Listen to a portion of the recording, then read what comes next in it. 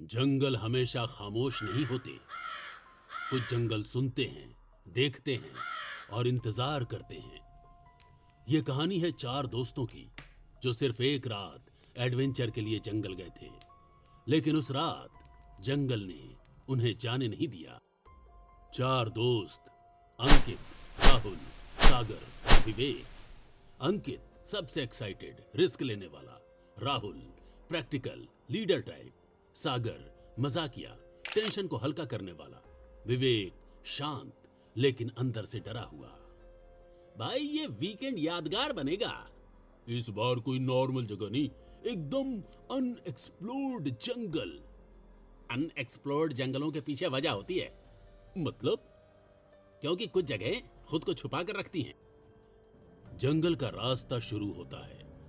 पेड़ इतने घने कि सूरज की आखिरी रोशनी भी मुश्किल से अंदर आ रही थी। कार धीरे धीरे कच्चे रास्ते पर बढ़ रही थी। अचानक रास्ते में एक बूढ़ा आदमी खड़ा दिखता है। राहुल ब्रेक मारता है।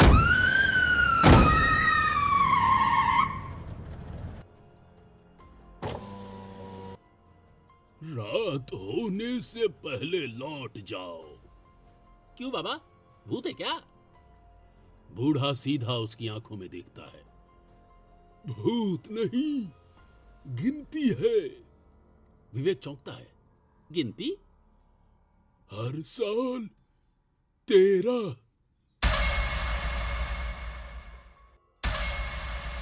ये गया कहां? चलो यहां से यार। नहीं नहीं, यहीं रुकेंगे।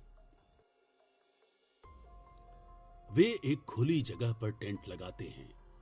आग जलती है, चारों बैठकर खाना खाते हैं। लेकिन जंगल असामान्य रूप से शांत है। ना कोई झिंगुर, ना कोई जानवर। इतना सन्नाटा नॉर्मल नहीं है।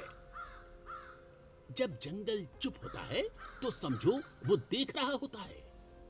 अचानक आग अपने आप तेज भड़कती है, फिर अचानक धीमी हो जाती है। हवा भी नहीं है। फिर ये कैसे?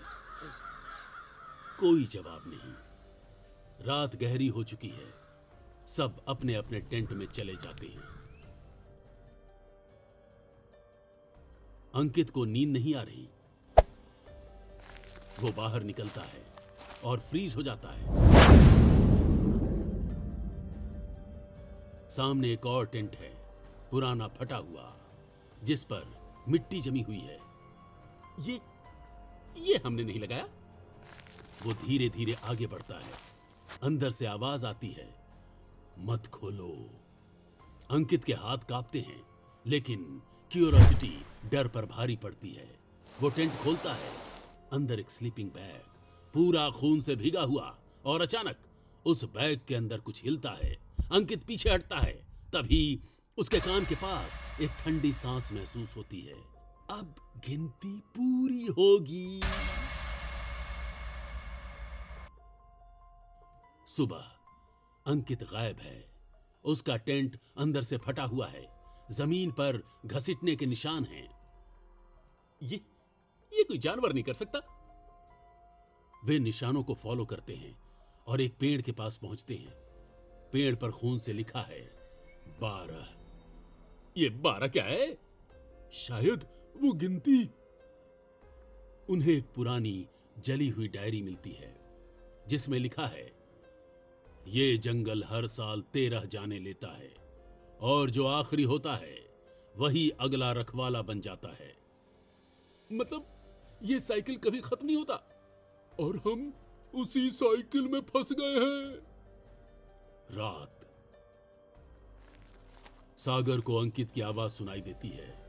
मैं यहां हूं। वो बिना सोचे जंगल में चला जाता है। रुक जा! लेकिन देर हो चुकी है। अचानक जमीन खिसकती है।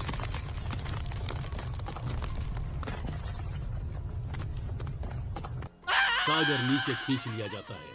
उसकी चीख धीरे धीरे खत्म हो जाती है। रात के ठीक 12 बजते हैं।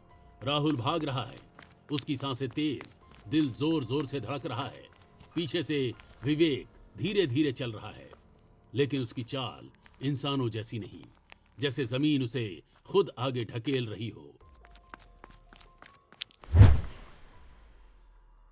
तू इंसान नहीं है, तू क्या है? विवेक रुकता है, धीरे धीरे अपना सिर टेढ़ा करता है। मैं इस जंगल की आखिरी गिनती हूं। अचानक जंगल की जमीन फटने लगती है। मिट्टी के अंदर से हड्डियों से भरे हाथ बाहर निकलते हैं। वो हाथ राहुल के पैरों को पकड़ लेते हैं। राहुल चिल्लाता है, बचाओ बचाओ बचाओ। वो खुद को छुड़ाने की कोशिश करता है, लेकिन जितना वो छूटने की कोशिश करता है उतने ही और हाथ बाहर आने लगते हैं, जैसे जमीन के नीचे सैकड़ों लाशें जिंदा हों। विवेक धीरे धीरे उसके पास आता है। उसके चेहरे पर अब इंसानी मुस्कान नहीं, एक खतरनाक असामान्य खिंचाव। वो झुकता है और राहुल के कान में फुसफुसाता है, हर साल आखिरी चीख सबसे जरूरी होती है। राहुल की आंखों में आंसू, डर और बेबसी। वो आखिरी बार चिल्लाता है, नहीं। और तभी जमीन उसे पूरा निगल जाती है। कुछ सेकंड तक जंगल पूरी तरह शांत, फिर जमीन फिर से वैसी ही हो जाती है जैसे कुछ हुआ ही नहीं। विवेक अकेला खड़ा है, उसके कपड़ों पर मिट्टी, लेकिन चेहरा शांत। वो धीरे धीरे मुड़ता है और उसी पुराने टेंट के पास जाता है। टेंट के अंदर अब एक नया स्लीपिंग बैग है, जिस पर ताजा खून लगा हुआ है। विवेक डायरी खोलता है, उसमें लिखता है, 13 पूरा हुआ। फिर वो रुकता है और नीचे एक लाइन लिखता है, अगले साल फिर मिलेंगे। जंगल कभी शिकार ढूंढने नहीं जाता, शिकार खुद उसके पास आता है। और जब गिनती शुरू हो जाए तो कोई भी आखिरी नहीं बचता।